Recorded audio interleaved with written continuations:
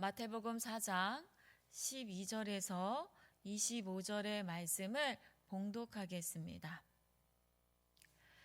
예수께서 요한이 잡혔음을 들으시고 갈릴리로 물러가셨다가 나사렛을 떠나 스불론과 납달리 지경 해변에 있는 가버나움에 가서 사시니 이는 선지자 이사야를 통하여 하신 말씀을 이루려 하심이라 일렀으되 스불론 땅과 납달리 땅과 요단강 저편 해변길과 이방의 갈릴리여 흑암에 앉은 백성이 큰 빛을 보았고 사망의 땅과 그늘에 앉은 그 자들에게 빛이 빛이었도다 하였느니라. 이때부터 예수께서 비로소 전파하여 이르시되 회개하라 천국이 가까이 왔느니라 하시더라. 갈릴리 해변에 다니시다가 두 형제 곧 베드로라 하는 시몬과 그의 형제 안드레가 바다에 그물 던지는 것을 보시니 그들은 어부라. 말씀하시되 나를 따라오라. 내가 너희를 사람을 낚는 어부가 되게 하리라 하시니 그들이 곧 그물을 버려두고 예수를 따르니라. 거기서 더 가시다가 다른 두 형제 곧 세베대의 아들 야고보와 그의 형제 요한이 그의 아버지 세베대와 함께 배에서 그물 깁는 것을 보시고 부르시니 그들이 곧 배와 아버지를 버려두고 예수를 따르니라. 예수께서 온 갈릴리에 두루 다니사 그들의 회당에서 가르치시며 천국 복음을 전파하시고 백성 중에 모든 병과 모든 악한 것을 고치시니 그의 소문이 온 수리아에 퍼진지라. 사람들이 모든 앓는 자 곧 각종 병에 걸려서 고통당하는 자 귀신 들린 자 간질하는 자 중풍병자들을 데려오니 그들을 고치시더라. 갈릴리와 데가볼리와 예루살렘과 유대와 요단강 건너편에서 수많은 무리가 따르니라. 아멘. 오늘 우리가 읽은 본문은 매우 암울한 소식으로 시작됩니다. 12절의 말씀을 보면 예수께서 요한이 잡혔음을 들으셨다 전합니다. 여기서 말하는 요한은 광야에서 회개하라 외치며 잠들어 있던 영혼들을 깨웠던 시대의 등불, 바로 세례 요한입니다. 그런데 그 요한이 헤롯의 감옥에 갇혔습니다. 그의 불의한 권력이 의인을 질밟고 진리가 폭력 앞에서 침묵을 강요당하던 시대적 흥압이 극에 달했음을 보여주는 장면입니다. 우리의 삶에도 이런 순간이 있습니다. 기대하던 희망이 무너지고 붙들고 있던 가치가 흔들리며 아무리 애써도 도파할 수 없는 벽 앞에 멈춰선 것 같은 시간입니다. 그때의 제자들 역시 그 시대를 살던 백성들 역시 두려움과 혼란 속에서 앞날을 가늠하지 못했을 것입니다. 그런데 바로 그 순간 예수님의 행보가 의아합니다. 예수님은 안전한 곳으로 숨지 않으셨습니다. 그렇다고 당장 예루살렘으로 가서 맞서지도 않으셨습니다. 주님은 갈릴리로 발걸음을 옮기십니다. 얼핏 보면 이것은 도피처럼 보이기도 합니다. 하지만 도피가 아닙니다. 이는 가장 짙은 어둠 속으로 빛을 들고 들어가시는 하나님의 섭리 안에 있는 발걸음입니다. 본문은 예수님께서 발걸음을 옮기신 그곳을 스불론과 납달리 땅이라고 분명하게 밝히고 있습니다. 이 지명에는 깊이 한이 서린 한 역사가 담겨 있습니다. 야곱의 12아들 가운데서도 스불론과 납달리는 크게 주목받지 못했던 아들들이었습니다. 소외되었던 아내 레아와 몸종 비라에게서 태어난 자손들이 분배받은 땅이 바로 이곳이었습니다. 더구나 이 지역은 이스라엘의 북쪽 국경지대로 외세의 침략을 가장 먼저 그리고 가장 혹독하게 받아야 했습니다. 아수르 제국이 북이스라엘을 멸망시킬 때에도 가장 먼저 짓밟힌 땅이었습니다. 그 이후로도 한 번도 온전히 회복되지 못한 채 이방인들의 폭력과 억압 아래에서 신음하던 땅이었습니다. 그래서 이사야 선지자는 이 지역을 가리켜 흑암에 앉은 백성, 사망의 땅과 그늘에 앉은 자들이라고 불렀습니다. 그런데 놀랍게도 예수님께서 공생의 사역의 첫 깃발을 꽂으신 곳은 화려한 예루살렘 성전이 아니라 눈물과 한이 서린 이방의 갈릴리였습니다. 이 사실은 우리에게 위로를 줍니다. 복음은 가장 높은 화려한 곳에서 시작된 것이 아니라 가장 낮고 아픈 자리에서부터 시작되었다는 사실입니다. 오늘 우리의 삶 한가운데서도 갈릴리가 존재합니다. 누구에게도 드러내고 싶지 않은 실패와 상처, 오래 묵은 아픔과 말로 표현하지 못한 절망이 자리한 곳입니다. 하지만 바로 그 자리가 우리가 외면하고 숨기고 싶어하는 어둠의 자리가 하나님의 빛이 가장 먼저 비추어 회복을 시작하는 자리입니다. 17절의 말씀을 보면 흑암의 땅 갈릴리에 도착하신 예수님께서 입을 열어 처음으로 선포하신 말씀이 분명하게 기록되어 있습니다. 회개하라, 천국이 가까이 왔느니라. 우리는 흔히 회개라고 하면 골방에 들어가 눈물을 흘리며 지난날의 잘못을 뉘우치는 반성을 떠올립니다. 물론 이것도 중요합니다. 그러나 예수님께서 말씀하신 회개는 감정적인 후회를 넘어서는 훨씬 더 근본적인 것을 의미하고 있습니다. 그것은 삶의 방향을 전환하는 것이며 누구에게 속해 살아갈 것인가를 새롭게 정하는 소속의 변경이었습니다. 당시 갈릴리 사람들의 삶을 지배하던 현실은 로마 제국의 통치 아래에 놓여 있었습니다. 로마는 가이사 곧 황제가 주님이다 라고 가르쳤고 극소수의 권력자들이 부를 독점한 채 백성들에게 가혹한 세금을 부과했습니다. 사람들은 살아남기 위해 먹고 살기 위해 로마가 만들어 놓은 착취적 제도를 순응할 수밖에 없었습니다. 결국 그들은 로마의 가치관, 곧 힘이 정의하고 돈이 생명이다 라는 질서에 순응하며 살아가고 있었던 것입니다. 예수님의 회개하라는 이 외침은 바로 이 지점을 정면으로 겨냥합니다. 이제 더 이상 로마의 방식대로 살지 말라는 선언입니다. 돈과 힘이 생명을 살리는 것처럼 보이지만 그것이 결코 참된 주권이 아님을 드러내시는 말씀입니다.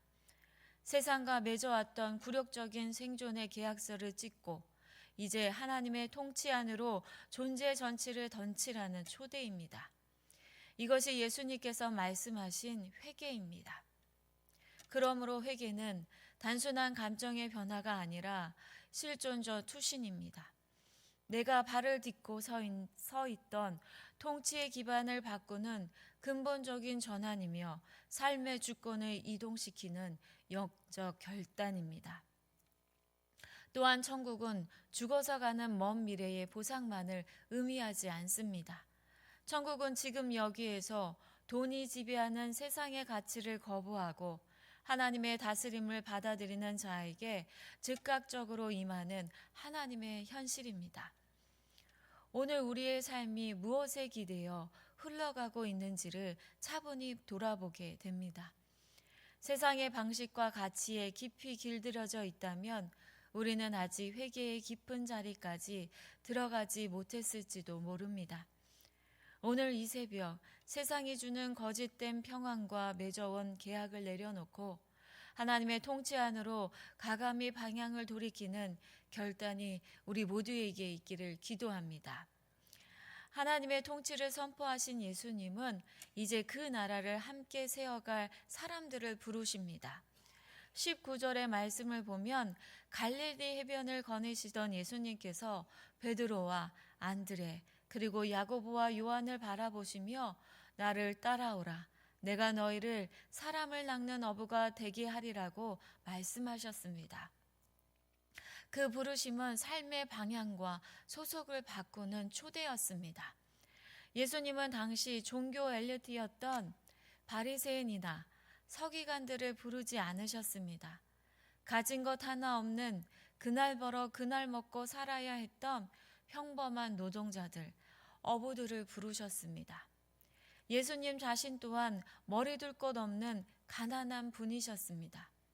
이 선택은 제자도의 중요한 원리를 보여줍니다. 다 가진 사람이 부족한 사람을 살리는 제자도의 원리입니다. 다 가진 사람이 살리는 것이 아니라 부족한 사람이 부족한 사람을 살리는 제자들의 원리를 보여주고 있는 것입니다. 그들이 예수님을 따르기 위해 그물과 배 그리고 아버지를 버려두었다는 기록은 단순히 생업을 포기했다라는 뜻이 아닙니다.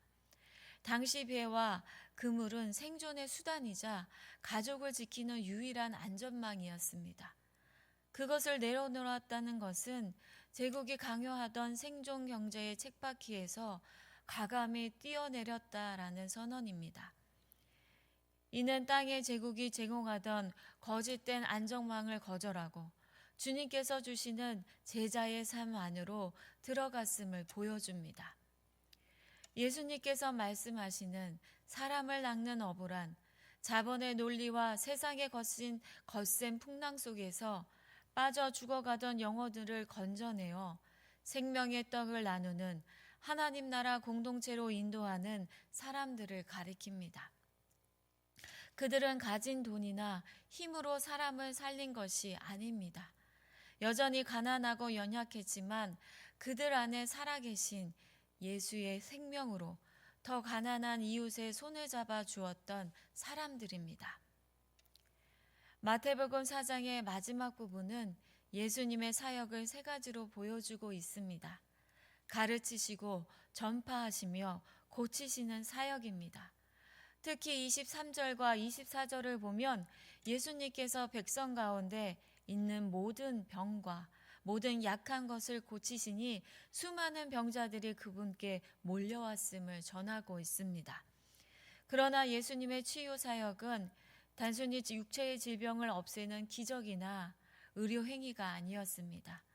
당시 병든 자들은 흔히 죄를 지어서 벌을 받는다는 낙인 속에 사회적으로 격리되고 종교적으로 정죄받았던 사람들이었습니다. 예수님의 치유는 그들에게 찍힌 죄인의 낙인을 지우고 파괴되었던 인간의 존엄성을 회복시키시며 다시 공동체 한가운데로 돌아오게 하는 회복의 사역이었습니다. 그러므로 이사야가 예언한 큰 빛이 갈릴리의 빛이었다라는 말은 결코 추상적인 표현이 아니었음을 알 수 있습니다. 그것은 고통받는 자들의 눈에서 눈물이 닦이고 억눌린 자가 자유를 얻는 구체적이고 현실적인 사건이었습니다. 갈릴리의 어둠을 뚫고 찾아오신 예수님은 오늘 우리에게도 동일하게 찾아오십니다. 하나님은 우리의 삶에서 가장 소외된 자리, 우리가 외면해 왔던 그 자리에서부터 새 일을 시작하십니다. 회개의 말이 고백에 머무르지 않고 삶의 방향을 바꾸는 결단입니다. 세상이 주는 거짓된 안전을 내려놓고 하나님의 통치 안으로 삶을 맡기는 것입니다. 그리고 하나님 앞에서 숨김없이 대면이 시작될 때 치유 역시 시작됩니다. 오늘 우리가 절망을 주님 앞에 있는 그대로 내려놓을 때 흑암의 땅 갈릴리에 임했던 그 큰 빛이 우리의 삶에도 임할 것입니다. 그 빛을 받아 오늘 만나는 사람들에게 생명을 전하는 작은 예수로 살아가는 저와 여러분이 되시기를 주님의 이름으로 축복합니다. 함께 기도하겠습니다. 사랑의 하나님, 오늘 이 새벽 저희의 삶의 구석구석에 하늘의 큰 빛으로 찾아와 주시니 감사합니다. 세상의 가치관과 맺어온 옛 계약을 끊어내고 하나님의 통치 안으로 우리 존재 전체를 온전히 맡기게 하옵소서. 우리의 상처와 절망, 감추어 두었던 죄악까지도 주님 앞에 드러내어 참된 자유를 경험하게 하옵소서. 가진 것 없던 갈릴리의 어부들이 그물과 배를 내려놓고 생명을 따랐던 것처럼 우리도 오늘 하루의 일상 속에서 썩어질 양식이 아니라 영생의 떡을 나누는 사람 낚는 업으로 살아가게 하옵소서. 하나님의 형상을 따라 지음받은 자로서 위를 바라보는 믿음의 사람으로 살아가게 하옵소서. 주님, 질병과 아픔 중에 있는 우리 성도들을 위하여서 기도합니다. 육신의 질병과 마음의 상처로 고통 중에 있는 성도들을 붙들어 주시고 주님의 위로와 치유의 손길로 그리고 사랑으로 품어 주옵소서. 고난의 시간을 보낼 때에도 낙심하지 않게 하시고 보이지 않는 곳에서 일하시는 하나님을 신뢰하게 하옵소서. 오직 주님만을 붙들며 믿음의 길을 담대하게 걸어가게 하옵소서. 이기지 않는 아픔과 고통 속에 있는 성도들을 주님의 깊은 위로로 함께하여 주시고 주님의 깊은 평안으로 인도하여 주시옵소서. 가정을 주님의 은혜로 붙들어 주옵소서. 우리의 가정을 복음으로 하나 되게 하시고 세상의 유혹과 어려움이 몰려와도 믿음으로 담대하게 승리하게 하옵소서. 우리의 자녀들을 축복해 주옵소서. 세상에 놓일 때마다 하나님의 은혜로 보호하여 주시고 세상을 의지하는 것이 아니라 오직 하나님만을 의지하고 기도하는 믿음의 자녀들 되게 하옵소서. 오늘도 복음의 능력으로 우리를 담대히 살게 하시고 그리스도의 사랑으로 서로를 품고 기도하며 주님 안에서 거룩하고 아름다운 공동체를 이루게 하옵소서. 예수 그리스도 이름으로 기도합니다. 아멘.